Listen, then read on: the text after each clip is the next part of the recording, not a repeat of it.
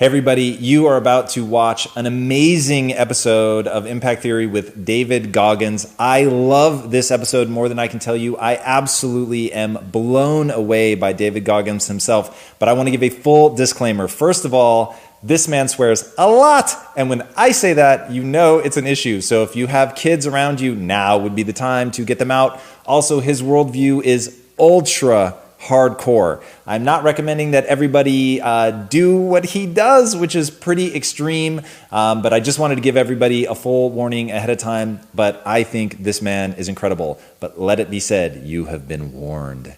And now, welcome to Impact Theory with David Goggins. Everybody, welcome to Impact Theory. You are here, my friends, because you believe that human potential is nearly limitless, but you know that having potential is not the same as actually doing something with it.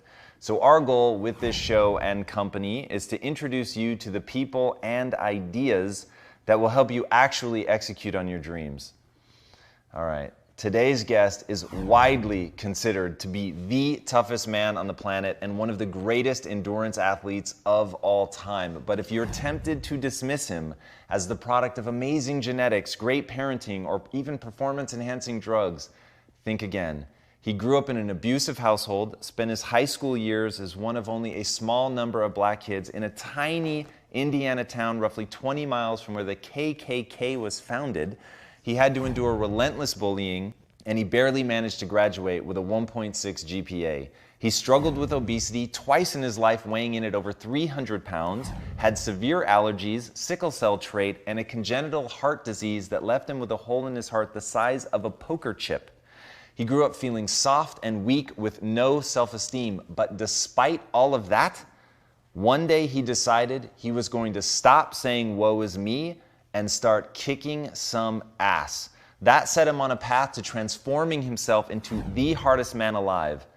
Did he do it?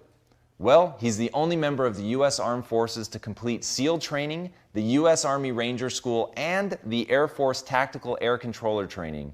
He's completed the infamous Destroyer of Men, known as Hell Week, 3 times, including 2 in a single year, and one that he started and finished with multiple stress fractures and a hernia. He served in combat in Iraq, was the bodyguard for the Iraqi Prime Minister. He once held the Guinness World Record for most pull-ups in 24 hours at 4,030. He's run eight consecutive 100-mile races over 8 back-to-back weekends. He ran over 7,000 miles in a single year, and that is the equivalent of running 267 marathons. I think it is abundantly clear that this man is a self-made beast. So please, help me in welcoming the man who once ran an ultra marathon with pneumonia, the king of no excuses, David Goggins. Thank you so much for coming on. Appreciate it, man. Thank you. Thanks for having me. My pleasure, I assure you. The things that you've done are absolutely incredible, but what I find fascinating is if you just read your litany of things that you've accomplished, you do just assume, oh, you must be really gifted. You're shredded, you're in great shape. But when you see the before picture, it's pretty startling. Right. So what was that moment like looking in the mirror the day you decide, okay, wait, enough is enough? Well, it was pretty crazy for me. It took a while to get to that point where enough was enough. What happened, I came home one night from work spraying for cockroaches. And long story short, I turned on the Discovery Channel. I saw some guys going through Navy SEAL training. And they were going through Hell Week and they were getting their ass just beat. You know, in and out of the water, guys ringing the bell. They were just suffering. And I was weighing like 297 pounds. And I had to make a change in my life. You know, I was at an all-time low, and I wasn't going anywhere, and I was exactly what everybody said I was going to be, which was nothing. So I had to make a change. What was it about seeing suffering that's really interesting? And I actually get it, but I want to hear you explain it. Why suffering was the thing that triggered that thought? Well, for me, growing up, I came from a horrible background. I got called nigger every day of my life growing up, lived in a small town. The Klan headquarters at that time was about 20 minutes from where I lived.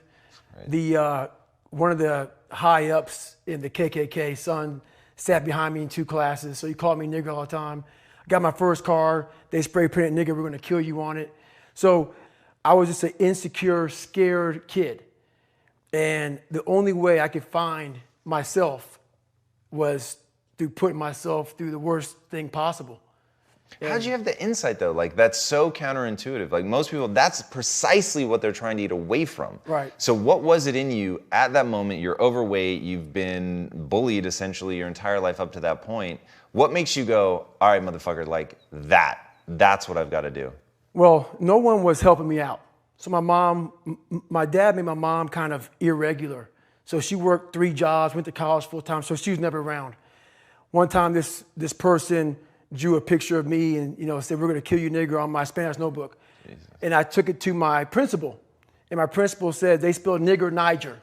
That was the best advice he can give me. So long story short, what I realized was no one was here to help me. And the feeling I had every morning, I started shaving my head when I was 16 years old. And the feeling I had every morning when I looked in the mirror was horrible. And I didn't want to feel like that anymore. And how I felt was a kid going nowhere, a kid that was scared. And most kids will accept that and look for help.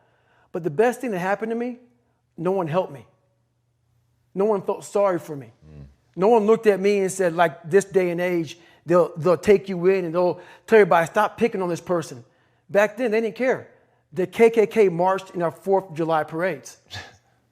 They had to stay 100 yards back, but they marched in it. Wow. That's how this town was. And my mom cared about me, but my dad took our soul.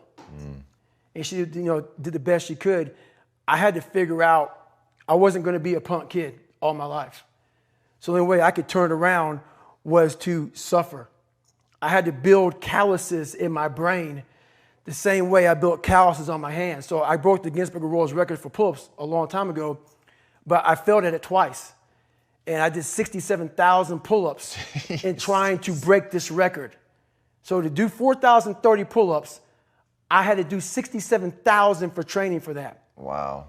And so what I realized is for me to become the man I wanted to become, I saw myself as the weakest person God ever created. But I never blamed God for anything he did to me. So I wanted to change that to be the hardest man ever created. Am I that? I don't know, but you had to have a goal. Right. And my goal when I was sitting there, not going to school, being bullied, having no self-esteem, my goal was the only person that's going to turn this person around is me. And the only way I can turn it around is put myself through the worst things possible a human being can ever endure. And that'd be the only way that I can build this brain to handle anything that comes in front of it, callousing my mind through pain and suffering. That's so powerful. It's such an amazing insight. So obviously listening to some of the stuff that you're talking about, and one thing that you say often is, it's hard to stay hard or get hard when you're living in, like you even said at one point, in a big mansion in Beverly Hills, right? So I was sitting there thinking, you're absolutely right. But what I find so interesting is how we, as a species, run from pain, we run from suffering.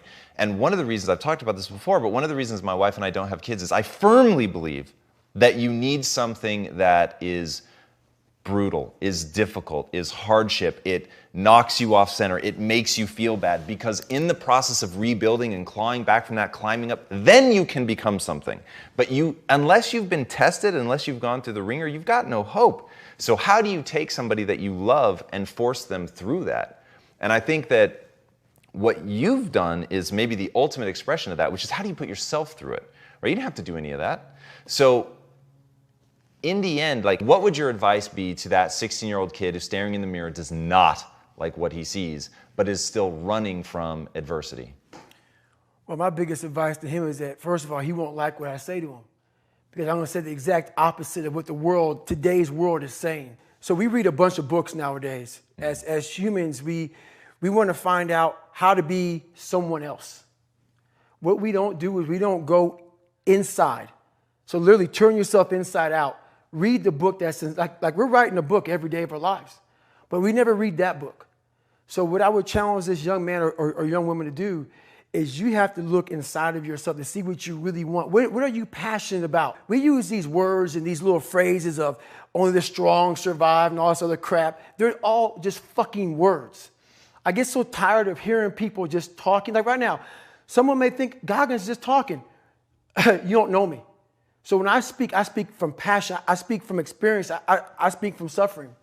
I have to tell this young man or woman that the only way I believe, and this is my experience in life, the only way you're ever going to get to the other side of this journey is you have got to suffer to grow. To grow, you must suffer. And some people will get it and some people won't. But they have to see what their journey is to start their journey. Several people live to be 100 years old, and they have great lives, and they have great kids. Their kids go to college and all sorts of stuff. But somewhere in their life, there was a point where they had a decision to make. They can go left or right on this path. Left was the easy route. Right was the hard route. A lot of people take the easy route. And they had a good life that way, but the better life was going to the right side. And you may have 20 years of pain and suffering to get past it, but a lot of us die never truly starting our journey. And I would tell this young person, you got to start your journey. It may suck, but it will come out the other side where you're coasting.